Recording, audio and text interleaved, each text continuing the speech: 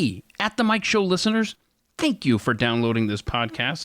I want to give you a heads up on something we're going to do on November 11th of this year, Veterans Day. That's coming up less than a month from now. We want to honor our vets. We want to take care of them. I hope that you will take the time to go to youtube.com/atthemicwithkeith.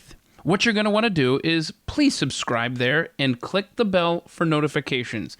That way, you will be reminded when we go live at 2 p.m. Eastern on Friday, November 11th, Veterans Day. We're going to spend a few hours trying to raise some money for veterans' causes, because if there is a more deserving segment of our population in this country, I don't know of it. So please go to youtube.com/atthemicwithkeith.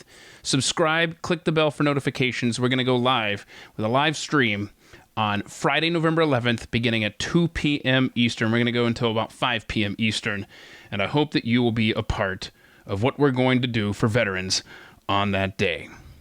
And now, I want to welcome you to this edition of At the Mic. I'm your host, Keith Malinak. And this week, I'm going to sit down with a friend of mine, Krista McIntire. We're going to get our conversation started with Krista in just a moment, but first let's talk about some coffee, American Pride Roasters coffee, and the Dolly Madison blend, available right now. Ice cream was still a novelty in the early 1800s, but President James Madison's gregarious wife and America's original First Lady, Dolly Madison, made it a point to serve it to guests during White House events. While Thomas Jefferson is credited as the first American to write down a recipe for the cold, tasty treat, it's Dolly Madison who is credited for making it a staple in the American diet. Thank you, Dolly. Well, her love of dessert is accentuated by Dave Matthews and the great team over at American Pride Roasters Coffee with their raspberry-flavored blend at aprcoffee.com. The Dolly Madison is a French roasted blend of South American beans with raspberry flavoring mixed in to add a dash of dessert flavor. So memorable. And I think you should give it a try today when you head over to aprcoffee.com. Don't forget that very important promo code at checkout, ATM. You're going to type in the letters ATM. That stands for At the Mic. It's going to get you 10% off your entire purchase at checkout. That's aprcoffee.com.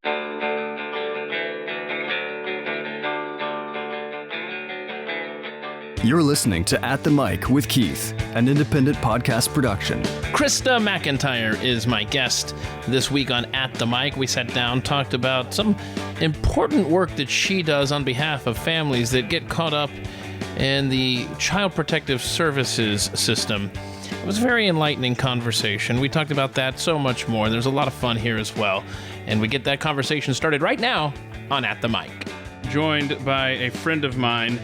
And actually, it's better stated, a friend of my wife's, and I guess a family friend. How's that? Does that work? That's okay, perfect. There we go. Krista McIntire joining me today. We're going to have some fun here because my wife, Carrie, your friend, has given me quite a few things to bring up here in conversation. So these should be... I can only imagine. Are you terrified? A little bit. A little bit? Okay, yeah. Cool. Yeah. Oh, by the way, we have this rudimentary setup here in my living room. Just be sure not to, hit this card table thing that we got going here, or okay. I'm sure the sound will be resonating in people's ears and it won't sound good. In fact, you had an experience, if I'm not mistaken, with another interview or something. You did something where a Zoom call was involved. I'm supposed to ask you about that. Oh, I'm sure Carrie told you about that. Yeah. So what happened with that? So, we all know COVID, the last couple of years have been difficult doing meetings or get-togethers because everybody's terrified. So there was an event that was put on via Zoom. A Zoom call type thing. It was a Zoom call. How many people were on this call? Well, the people that were on the call, there was only about 7, but it was being recorded for a later presentation. So okay. Thankfully, it was not live. Uh-huh. So a lot of people were going to see this. A lot of people were going to see it. Okay. And everybody was being interviewed, and I did what everybody does. You just wait patiently for your turn. And after the event, the Zoom event was over, the person that was running it said, "Krista, I'm going to have to edit a good majority of your time out." And I said, no. "Oh, why? I did a really good job, I thought." She goes, "Oh no, when you were talking, you did a great job. We won't be editing out the talking." And so I was a little confused, and she said, when you weren't talking, there was a lot of really awkward adjusting and awkward things that you were doing. Your mic wasn't muted. No. I didn't realize there was gallery view. So I thought that when you were speaking, you were on camera, but no, I was on camera the entire time. So she would not specify what I was doing, but I can only imagine. But the embarrassing part is that, no. You don't even know? You I have no idea. I don't even want to know. Picking your nose? Quite possibly. Oh, no. The most embarrassing part, though, is that I had been doing Zooms for a good 6 months by the time this had gone on. So how many other people have seen me when I've thought that it wasn't on my face? Yeah, so. Okay, well, the good news for you is that this is audio only. Yeah, there you go. But I will be sure. If you do anything embarrassing over there, I'll be sure to relay that to the audience so they know what's going on there. Okay, so... Can I just say, I send out this email to people, right? My guests, so that I have stuff to go on. Let me show.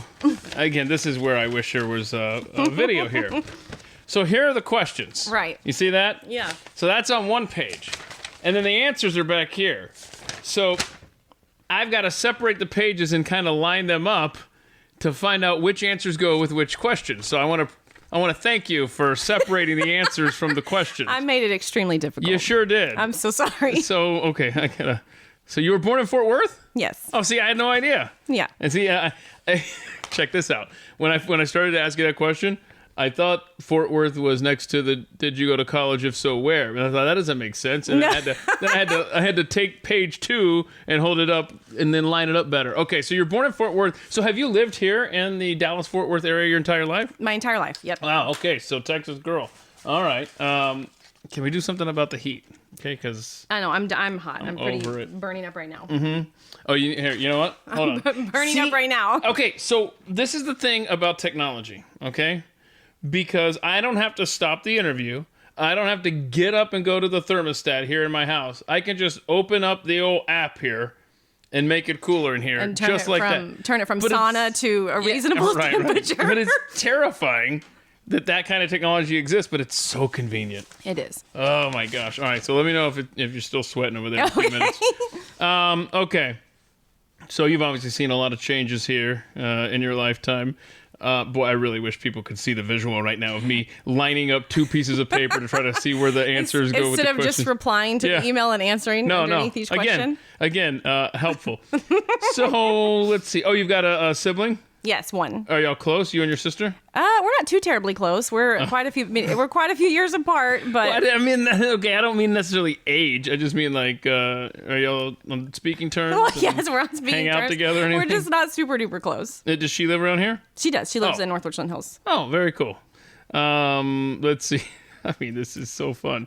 Let's see. You don't have any idea what I'm trying to say. line this up here. I'm assuming okay. I'm going to go to some of these things that Carrie said I should ask you. You were hit in the head with a baseball bat?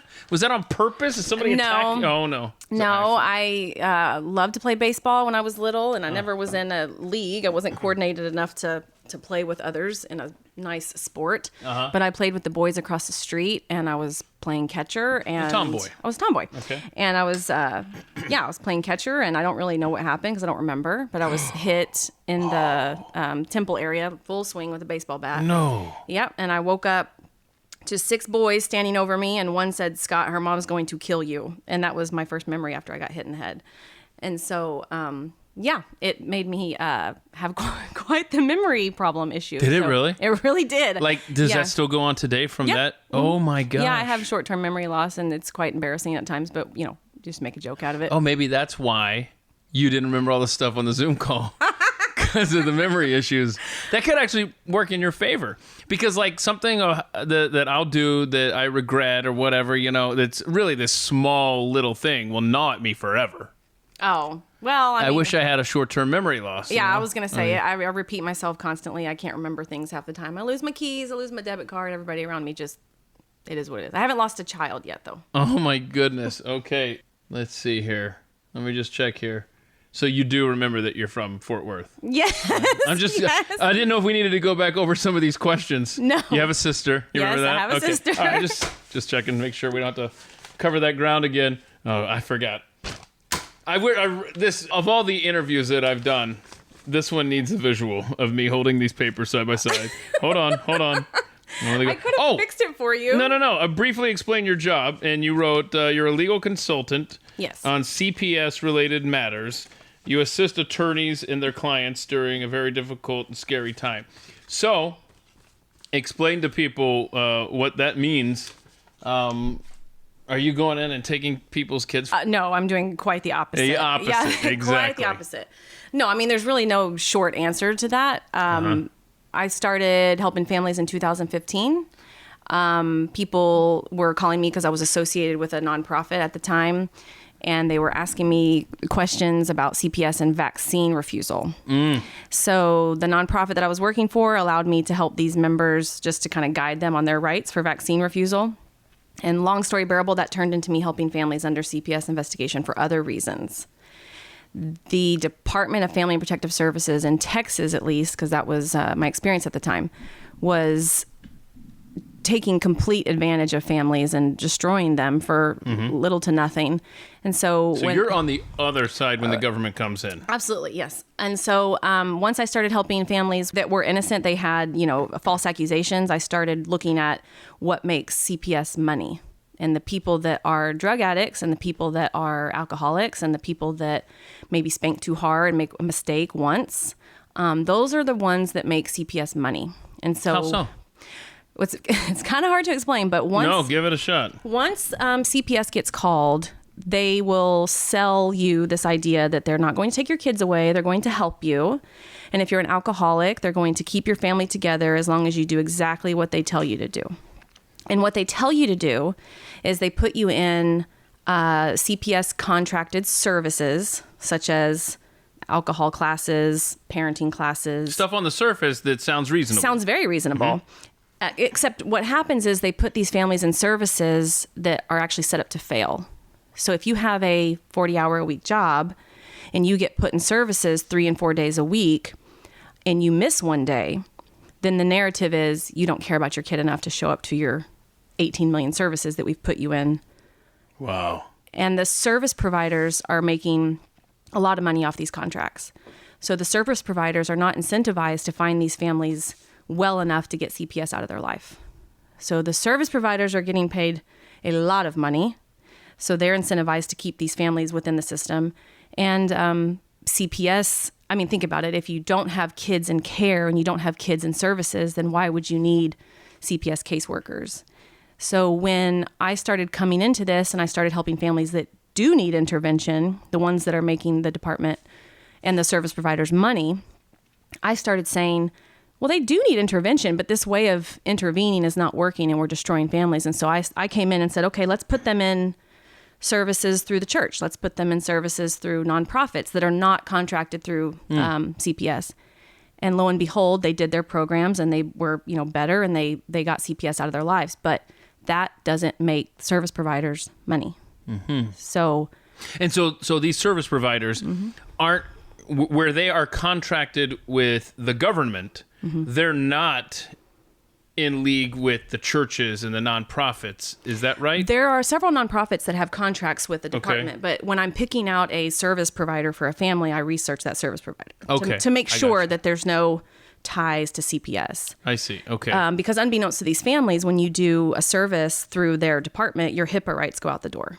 So if you're an alcoholic and you go to your service provider appointment on a Tuesday and you say to your trusted counselor, I'm trying to think of an example, I was beat when I was a child and so now I have triggers and I want to drink when I have these triggers.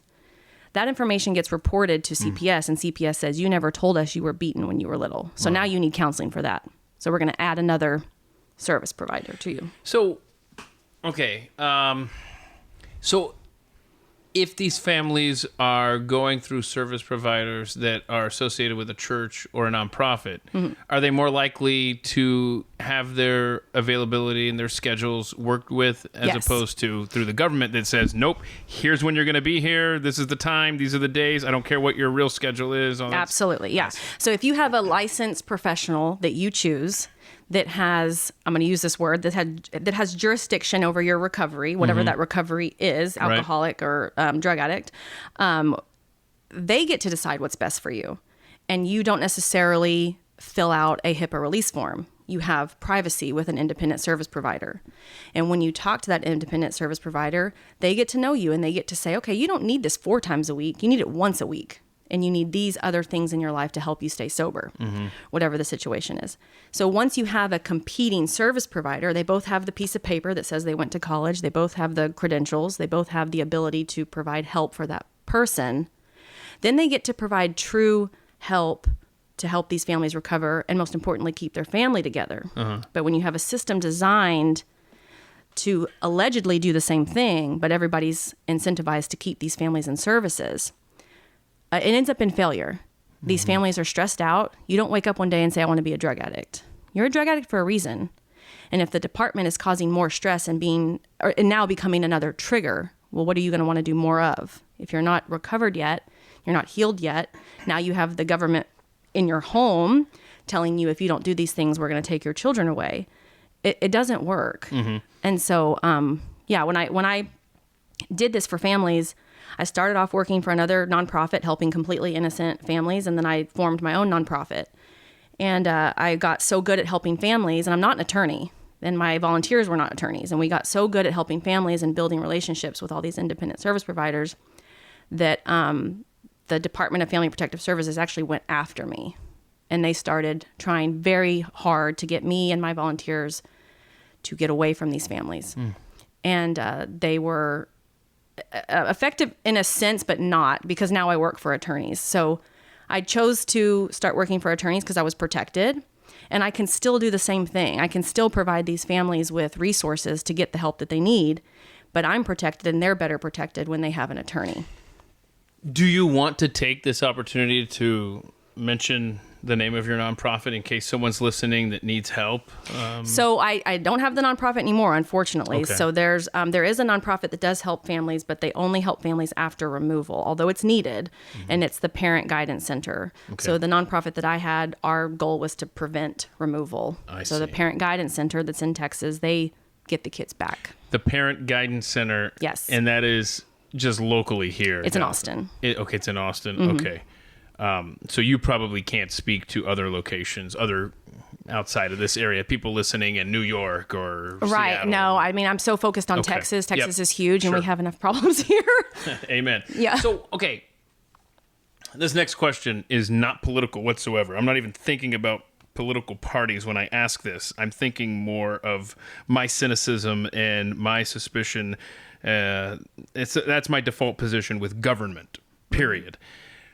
My question to you in that vein is, do you think, and this is a very broad question, I'll admit that up front.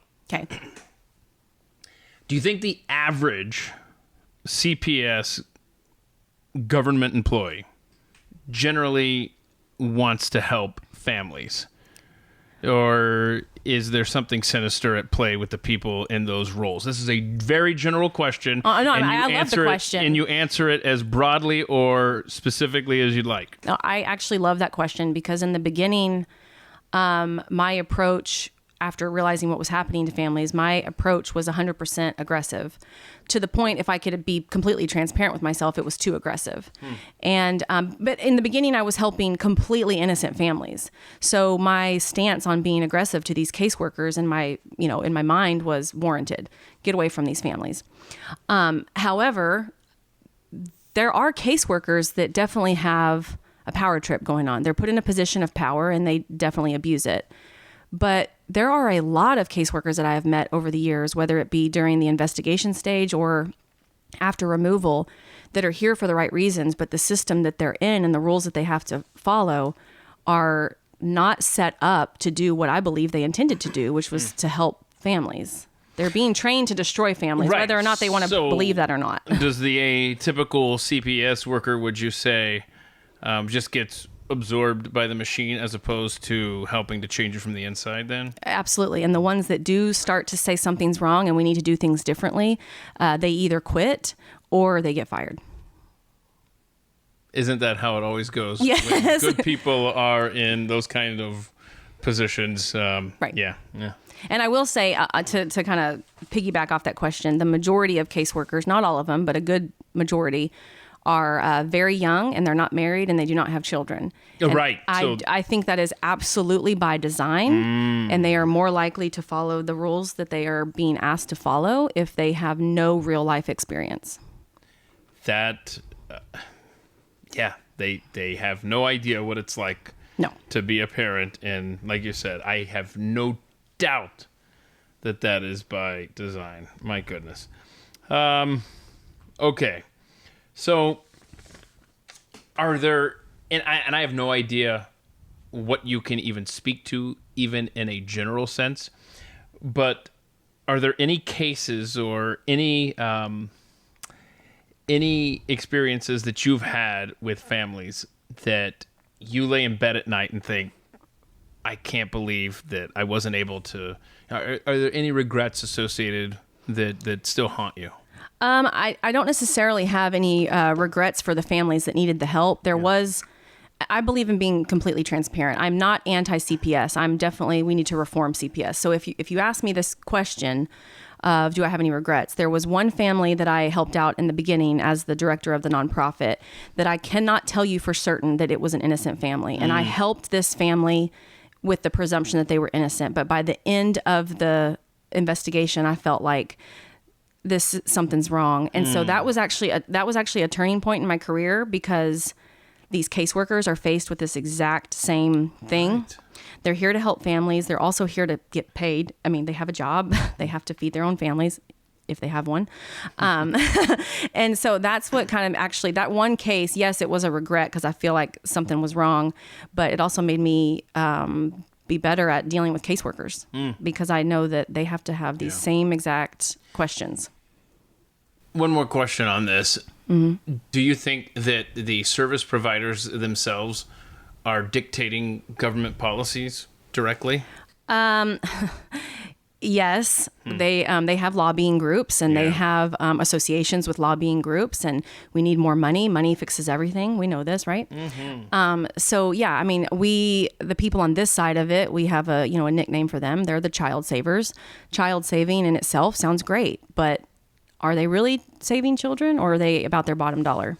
So when you see the lobbying efforts that go behind that on, how much money they need to have a better Department of Family and Protective Services, or just what they do to each family. I mean, what they do to each family affects the lobbying efforts. You cannot do what you need to do if you don't have children and families in care. Okay. You want to switch to something a little more lighthearted now? Sure. Okay, so let's go to... honestly, Krista, I don't even know which question this is.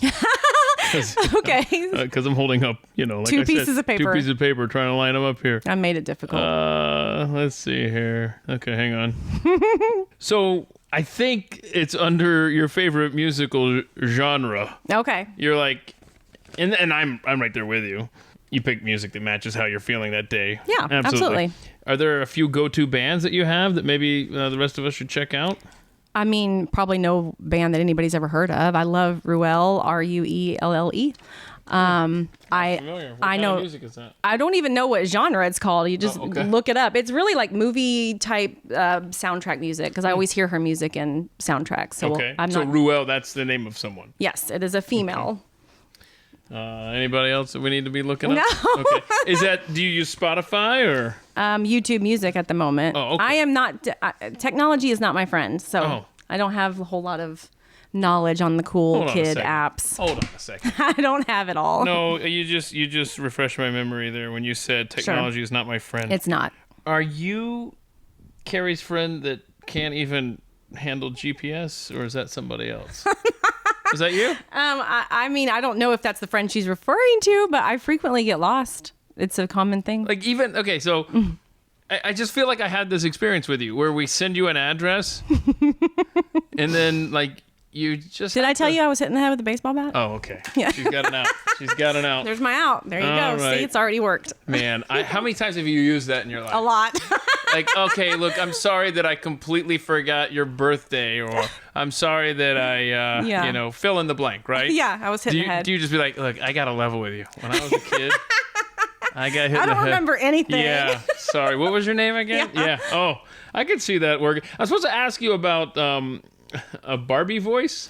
Oh my gosh. Okay. Well, so one of the questions you asked me is, do I have any special talents? Oh, okay. And the only 2 talents that I have, I was not exactly wanting to talk about this on air, but your wife, who pretends that she loves me, I have a Barbie voice. Don't ask me to do it. I have a really good Barbie voice. What do you mean don't ask you to do it? I'm not going to do it. And I won't look at you while you do it. No, I can't. I can't do it. And I'm a really good burper. That's your talent? It's a really good talent. So wait a minute. It's like a bar trick. Your talent is I can do a good Barbie voice. Yes. And I can belch. Yep. Wow, that's impressive. But you also can sing well in your car, apparently. Yes, I do like to sing in the car. Yeah, we all definitely. That's about the extent of the talents, other than being so stubborn that I won't back off of a CPS case until I get what I need for that family. Oh, okay, good. For the record, although I would have enjoyed hearing the Barbie voice, I am not requesting a belch. Okay, got it. Brave New World is your favorite book? Oh, absolutely. Why is that? I don't think I've ever. In fact, I feel like that was an assignment at some point. It was. It was an I assignment. never read it. This is the something. irony. So I'm not a huge, like, I love reading news and I love reading, stuff that comes across my feed on Facebook and stuff. But I'm really not an avid reader. But my cousin lived with me for a short period of time when she was in high school, and she didn't want to do her high school assignment, and she asked me to read it and help her out. And I read it so fast. And like I said, I'm not an avid reader, so for me to read a book that quickly was impressive for myself. But it was just very eye-opening. It's very futuristic, especially for the time it was written. Yeah, what year? Do you have any idea? I think it was written in the 30s. That's I can't what I remember think, now, but yeah. I'm pretty sure it was the 30s. I need to read that. I'm surprised, knowing you, that's not on your list. I feel like it was an assignment in school. It was. But then I don't. Well, I don't know. You went to school in Texas. I went to school in Georgia. Okay. I mean, they gave us like, go home and read the alphabet. Okay, but I'm in 8th grade. Anyhow, so I just can't remember reading it though. Anyway, maybe I transferred out of a class. I don't know. See, I got hit in the head with a baseball bat. Yeah. You did not. Let's see here. Okay, so if you were stranded on Mars, you'd take clothes and a knife. Wow, that's Yeah, okay, so crazy. the people that we're talking to can't see the emoji, and I don't even know if you can on the paper. Yeah, the guy with his hands up. Like, I don't know. I mean, are we going to Mars? I have no idea. Okay, well, thanks for playing along with the question. I didn't know how to answer that. Now, one thing you probably wouldn't need on Mars is a car. Okay. Which is good, because I guess your car got stolen. What's the story there? Okay, Carrie. Oh my gosh. Oh no. I did. I did. Okay. I'm reading some of these are from her. Yes. Okay, so I did forget about that. That would go along with embarrassing moments, but I'll preface it with, this was post hitting the head with the baseball bat injury. Aren't all your every last one of them excuses? Yes. And I was, I think 16 or no, I had to have been 17. So I was 17, so almost an adult. And I was a Sonic car hop. And if anybody knows what Sonic looks like. Did you do the skate or did you walk? I tried to skate, but I had forgotten that I lost that ability after I was injured. And I Seriously. And I was told if you put skates on, you can get 50 cents an hour more. So I put those bad boys on and forgot that you can't do that anymore. And I fell and I dented somebody's hood with my rear end. So no, I did take the skates off. So no on. more skates. Hang on a second. Did you tell him, hey, I got hit in the head with the baseball. So I give me the 50 cents anyway? No, I just let it go. I was pretty embarrassed. Are there other skills that you had pre-baseball bat other than that? I could roller skate. I could ride a bike. I could Wait, you can't ride a bike anymore? I learned how to ride a bike about 6 years ago. I had to relearn. I had to relearn. Yeah. Oh my goodness. Yeah. Pogo stick? No, what is it called? The little pogo stick. Yeah, I used to do that all around the elementary school, and wow. I can't do that anymore. Can't. Is that just from age, or is that from the baseball bat? It's from the baseball bat. Okay, I'm just checking. Yeah. What else? Oh, okay. So Sonic. No. What else? No, that was it. I mean, Okay. I can't remember anything. So I have to constantly remind her. That stinks. It is what it is. Well, I mean, look, I didn't get hit in the head with a baseball bat, so I have no excuse. But like, I don't remember anything. That's why my life is one Post-it note after another. So that's my thing. So I can tell you I've bought a multitude of calendars that I lose. Yeah. Did you see my calendar earlier? Yes, Did you I see? did. Like every day is chicken scratch, and then there's been times that I can't even read it. But that's a different issue. I just lose the calendar, or I've lost my calendar before too. It's every That's one of- not a good. No, day. it's every single and one of them. people say, okay, so people say, look, your phone's got a calendar, fine, Yeah, but I it's easier for me to write something down real quick and then lose it than to stop what I'm doing and try to type it in and ugh. Yeah, it's an ongoing struggle that I have with the memory, but I have people in my life that kind of become my support humans that remind me or nag me until I get it done. That's kind of like good. this interview. Okay. Wait a minute. How many times did you have to remind me that we had an interview? For 2 years. Yeah, 2 years. just 2 years. It's fine. So you were telling a story about the car hop the Sonic. situation. Okay. Sorry. So if anybody knows what a Sonic looks like, you have a little building in the middle of a parking lot, and the parking lot is a U-shaped. And the employees park at the one side of the U or the other, away from the stalls. There's a section for employees.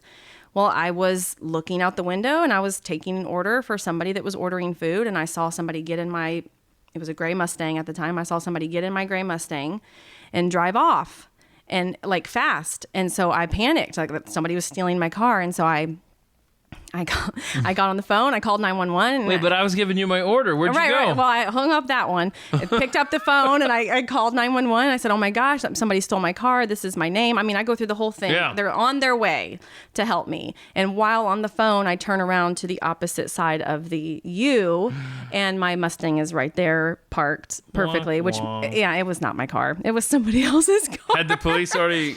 They decided not to come. Oh, good. So you were able to say, haha, just cancel that dispatch. Yeah, I was like, I apologize. My car's right here. And it was embarrassing. But I was a teenager, and we'll play it off as that. So did the person... Someone called in an order to a Sonic?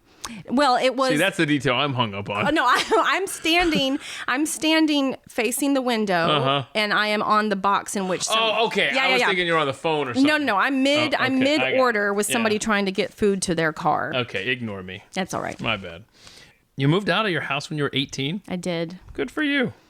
Can you talk to my kids? So what was that all about? I was not the exemplary student and or child. Sure, you got hit in the head with a baseball bat. Home, I mean, in my home, and I thought I knew everything, and my parents did the best they could. And so when I was 18, I was moving out, and I was going to show them how responsible I was. And it took me all of 6 months to say, this sucks. And shampoo is extremely expensive. And so, I moved back home in 6 months. But I tell people that story all the time because my parents were nice enough. And I say that because I have children of my own, and to think about my kids moving out is scary. So when I said I'm moving out, I remember my parents being like, okay. And they made sure that I was alive all the time. And they made they made sure that they told me they loved me, even though I was being a total nightmare. How far away were you? Not very far, maybe 3-4 miles down the road. Cool. But the point I'm trying to make is, even though I was making horrible decisions and I was being absolutely disrespectful to them, they set boundaries with me, but kept telling me, I love you. And, you can come home whenever you want to, but we're not going to come save the day. Whatever mess you're getting into, whatever money you're spending, you're on your own. And it was a huge moment in my life. And so when I came home, they never made me feel guilty. They never reprimanded me. They just... the rules that we had in place when you were here prior, we expect you to follow those. And you're still living with them? No. Right? Today? No. No. Like, I'll show them. Yeah. I'll move back in and I'll never leave. No, that's not how it is. I'm here forever. Okay. Let's see here. I love this because I absolutely leave it up to my guests to discuss what they want to discuss. And on these questions that you didn't want to talk about. So you're going to ask me anyway? No, absolutely not. Okay. You would type the word skip. Yep. But then we get down to, have you ever met anyone famous? Instead of skip, you're like, I don't think I've ever met anyone famous. I don't think I have. You took a lot of time. Why didn't you just write skip? Anyway, moving on. I don't know. I haven't. Let's see here. No regrets. That's good. Mistakes. Sure. Absolutely. But, I mean, I want to add on to that. I have made mistakes in my life, and there are things that I could technically say I regret, but everything that I regret, if I change my mindset and turn it into a learning experience, then the regret's gone. Yeah, kind of like moving out, right? Right. It wasn't. It was a great learning experience. Yeah. Right. If you could travel and see other cultures, which is stuff you want to do, Yes. where would you go first? Have you left the country? I've never been out of the country. Have you left Texas? Very little, but yeah, I know. I'm not a well-traveled person. I got you. So where would you want to go? I would actually want to go to any country that has a completely liberal state, so to speak, or a country that is just a dictatorship. I would like to see what those people actually go through. We don't have that here. We have freedoms. Well, so right now we do. Do we? Kinda. Time out. Are you saying you would like to go to some place like North Korea? Well, I think it would assuming you could. Okay. Assuming I could? No, assuming you wouldn't be detained. Sure. Assuming you could actually talk to these individuals that live there. Is that what you kind of mean? I would actually like to do that. I think it would be very interesting. I think traveling and seeing other people's culture is something that we should all do. We're not all afforded that ability to do that. And so far I haven't been able to, but I feel like you get to know yourself and you appreciate what you have when you experience all that. And right now, as we all know, our country is in crisis, whether or not people want to admit it or not. And I feel like everybody needs to do that. Everybody needs to see what we have here. Yeah. Are you afraid for the future for your kids? Absolutely afraid for the future of my children. I mean, obviously I'm immersed in the corruption that we call CPS. So that is very unnerving for me, knowing that my children will have children one day. And I don't necessarily know how long, I'll be doing this when they have children, and laws will change and things will change. And I can't, not to sound like a negative person, but I can't see anything changing for the better right now. So, it makes me very nervous. So you're the mom to 3 children. Yes. You have 2 daughters and a son. Yes. And I'm supposed to ask you about your son going to a birthday party. Now, birthday party is in quotes here. Okay. He was 4 years old? He was 3. He's 3 years old? He was 3. And he's on his way... Yeah. What was the story there? All right. So he was 3, and then the girls were obviously a little bit older. And this is a Carrie question, by the way. Yeah, and I already know what she's talking about, so it's okay. Okay. Count on Carrie to give all the embarrassing ones. Oh no. My son was outside with his sisters and their dad at the time that I was married to their dad. And I was in the house, and I just had a gut feeling that something was wrong. So I got up, as moms do, and check on the kids, and the girls are outside and everything looks fine. And I'm like, where's your brother? Well, I think he went inside. I'm like, okay. So I go inside and I look for my son, and nowhere to be found. And he had a really bad habit of hiding. So in the beginning, I thought, okay, he's hiding. He's fallen asleep in his hiding spot, because that was a common thing that he used to do. And then now I know he's not there, and I'm panicked. So I go back outside, and I've gotten, my then husband and the 2 girls looking for him. And my oldest says his bike is gone. And his bike was, he's 3. Yeah. So his bike, I call him a Flintstone bike. They don't have pedals, and it's meant to train your children how to ride bikes. Cool. You put your feet on the ground, and then when you're ready to go fast, you lift your feet up, and it teaches you how to balance. So he's on his Flintstone bike, or at least the Flintstone bike is gone. I've never seen anything like that. Yeah, all 3 of my kids had him. They learned how to ride bikes pretty fast off of those things. Oh, wow. Clearly, because he took off this day. Oh, no. But so he is on He's this bike. on the Flintstone bike, and he's gone, and he's 3. And we are absolutely panicking. And I think he was gone for probably 15 minutes before my parents were calling, and I kept hanging up on them because I was panicked. I'm like, I don't have time to chit chat about whatever's going on. So they had no idea. They had no idea. Wow, okay. And so I keep hanging up on him and hanging up on him. And so finally my dad gets a hold of my ex-husband, and he actually speaks to him. And my dad is like, hey, quit hanging up on us. Your son is here. Your son is here. Oh, no. And so, because I'm hanging up on him for multiple reasons. 1, I don't want them to know that I've lost my child. And 2, I literally assume that they're wanting to just chit chat, and I'm panicked. So we rush over there and go get him, and he's just oblivious to the danger that he just put himself in. But I'm wanting to know how he got there, because there's 2 ways to get from my house to my parents' house. How far away are they? It's about 1.5 miles. Wow. And there's 2 ways. You can go on a pretty major street, or you can go in this neighborhood that's like left, right, left, a bunch of rights or a bunch of turns. And so he tells us, thank goodness that he's gone through the neighborhood. But I'm like, how does a 3-year-old, all these homes look the same. There's so many lefts and rights. And how did you get here? So I'm making him map it out, like take us home. So we're in the car. We're going home. When you would drive him there, which direction, which route would you take? The neighborhood way. Okay. But either way, it's still a lot of... Okay, yeah. There's a lot of turns, and all the homes look exactly the same. Uh-huh.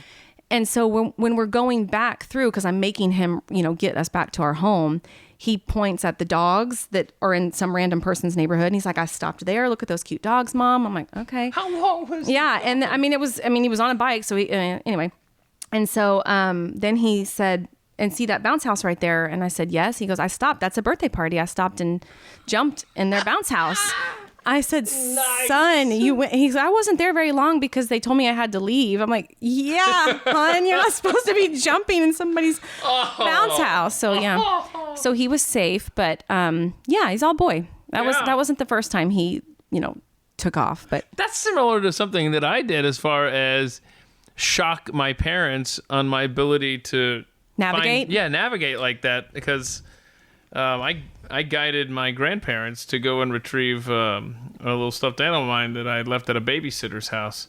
So you look, it's amazing. The human brain is amazing, and we don't give young kids enough credit for what they absorb. They absorb everything, and he specifically is really good at navigating. And I actually tell everybody this when I go to the Capitol to do my lobbying efforts, and if he goes with me. My favorite part about him going with me is he knows where we're at. Oh, nice. The Capitol halls and all the offices look the same. And he's like your little GPS. He is. He knows exactly where we're at, where to go. This is where we are, Mama. You turn here. I think that should be his new nickname. My GPS? Lil GPS. Okay. So I don't exactly, in fact, I don't know what any of these things that Carrie wrote down are regarding. So I'm supposed to ask you about, because earlier you talked about the embarrassment with the Zoom call. We've had so many embarrassing stories. Is Carrie throwing me under the bus again? Guess. Something about a 6th grade speaking story? Yeah. Uh-oh. So, so growing up, I had extreme stage fright, which was ironic because I was in every form of dance you could be in. I was on stage constantly. And it never got easier for me until I started giving public speeches in my adult life. But yeah, when I was in 6th grade, we had a teacher that was a history teacher, and she wanted to teach us public speaking as part of her history class. So not only did she want to teach it. Interesting combo. It was an interesting combo now that I think about it, but she wanted to record us so that we could self-critique. And the class would critique as well, which made me extremely nervous, knowing that we were all going to watch these speeches. And she did not stop us. So when we're doing these speeches, in order to teach us what we were doing right or wrong, she would tell us as we were critiquing the video, not in the middle of the speech. So I am doing this particular thing that I'm about to tell you from the time I started speaking to the time I was complete. And I don't remember doing it, but back in the day we had the old pencil sharpeners that hook up onto the wall and you put your pencil in and you rotate the thing. It makes a lot of noise. Yeah. I am Wait a minute. spinning. No. Oh, no. Is this a precursor to the Zoom gallery call? Absolutely. I was a child. No. I was a child. Yeah. But yeah, I am just spinning that pencil sharpener. You can't hear a thing I'm saying. And so that was my... During your speech? Absolutely. During my speech. Hold I'm on. standing there because think about where those pencil sharpeners are located. So I'm standing wall. but I'm at the front of the class, and where she had it located was right next to the chalkboard. And so, and there was like a little, like a sidewall, if you will, and it was on the sidewall, and the chalkboard was behind me, so it was a perfect spot for my hand to rest. But because it was, you weren't sharpening pencils. No, I was not sharpening pencils, but I was fidgeting, nervous, and I was just turning it and turning it and turning it and turning it during my whole speech, so you could not hear anything. But she had told us kids, don't say anything, don't laugh, don't like. Hang on a second. So I could understand a microphone picking that up. You can hear it in the recording. I got that. But did the kids in real time, could they understand what you were saying? They could understand what I was saying. Yeah, so it was just the microphone. Right. So you actually came out ahead there. Right. What I'm saying is you were able to do the speech. Right. I got through it. Get it done, right? Yep, and then when it came time to critique, man, there's nothing to critique because we can't hear you because of the pencil sharpener. You kind of won that one. I guess if you think about it that way, I was mortified. But oh, okay. What was the speech about? Could not tell you. Just history. I know that. Okay, well, if it makes you feel any better, it was, I don't even know. 10th grade, maybe? Yeah, it was. Yeah, I think it was 10th grade. I was giving a presentation. Like, you randomly pick 2 countries to give presentations on. And I had Venezuela and Germany. And I can't remember anything about Venezuela. And the only thing I remember about my Germany presentation was that I accidentally said Doucheland instead of Deutschland. I quickly corrected myself, but it was too late. Yeah. It was too late. Damage was done. Yeah. So, boy, good times, right? I'm supposed to ask you about fake hair. It says fake hair / COVID. Are they connected? So, I am not afraid of COVID. I don't think anybody should, but that's a whole nother. Thank you. It's a whole nother segment. Yep. And so, as we all have experienced COVID, it was going to happen. When I got COVID, I was pretty sick. My kids weren't, but I was. And 2 months after I had COVID, and of course my kids had it at the same time, my daughter's pieces of her eyebrows fell out. I guess losing hair is a symptom for some people. Did they come back for her? They did. How long did that take? For eyebrows, they're tiny, so I mean they grow back pretty quickly. But yeah, half my hair fell out, so now I have fake hair. It looks totally real. Well, I mean I could show you and it would freak you out. But, yeah. Oh wow!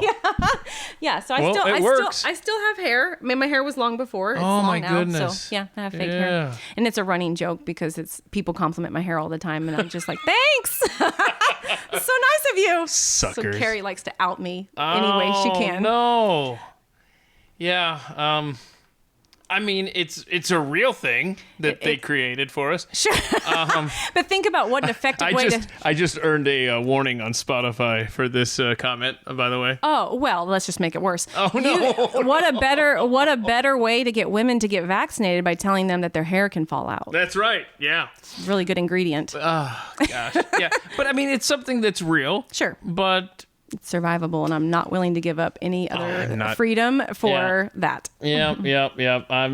Look, get vaccinated if you want to. Sure. But forcing people, compelling them to, and doing this stick and carrot thing with our society, whether it's employment or access to some facility, is wrong. It's immoral, and it is, I fear, only the beginning of what awaits us down the line here. Yeah. Anyhow. I know. I don't want to get too political here. I'm very concerned. I'm very concerned because Americans and, quite frankly, the Western world has just rolled over way too easily on this stuff. And it's nice that we're, at least in some sectors, getting, I hope, some of that control back and that autonomy. But we'll see. Okay. Let's see here. I think that's everything, quite frankly, that's on here. I mean, it's your prerogative to skip, 90% of the questions, Krista. But is there anything you need to cover here that we didn't talk about? Or? No, I'm happy that I took 2 years for me to, remember that you've asked me to be here. But hey, I'm here. Better late than never. We have busy lives. I totally get it. Before we go, I want to compliment you on your hair. Thanks. It looks so nice. Thanks. How do you do that? Anyway. Just genetics. Krista McIntire. Oh, by the way, I should have said this at the very beginning. My gosh, it is just a complete coincidence that just a couple of weeks ago, Aaron McIntire from the Steve Deace program was my guest. I want to clear this up right now. There's absolutely no relation whatsoever between Aaron McIntire and Krista McIntire, okay? All right, I know people have been thinking that the whole time. I just want to make sure. Okay. Okay. Yeah, there we go. All right, thanks for being a part. I appreciate it. Thank you. It was great getting to sit down with Krista for this week's conversation. I hope you'll be able to join us a week from now when I sit down with legendary play-by-play announcer Vern Lundquist. He has been the voice alongside so many of sports' most memorable moments, and he has stories to share. Such a treat to be able to talk with Mr. Vern Lundquist. That is on our next edition of At the Mic. Now, looking ahead several weeks from now, I do want to remind you to head to youtube.com/atthemicwithkeith. Be sure to subscribe to the channel. Be sure to click the bell for notifications, and you will be alerted whenever we go live, and especially when we go live on Friday, November 11th at 2 p.m. Eastern. We're going to raise some money for veterans' causes. I hope you will be a part, because we're going to have veterans in studio with me live that day, November 11th at 2 p.m. Eastern, telling us their stories from their perspective. We want to hear from veterans that day, and we want to raise money for them and help them where it is needed most. Such a deserving group of Americans. Our veterans, don't forget, that's November 11th at 2 p.m. Eastern, youtube.com/atthemic with Keith. Until then, I hope you will rate us 5 stars wherever you can. Spotify, Apple iTunes, would be so grateful for that. And please share this podcast with people that you know, people in your life that need some good conversation throughout their day. So many episodes you can choose from to send them, well over 100 at this point, and I appreciate you sharing this with them. Well, until we sit down again, I hope above all else you will go be free, and thank you for listening. This has been At the Mic with Keith, an independent podcast production. Head to atthemicshow.com for archived episodes, sponsor information, and ways to connect.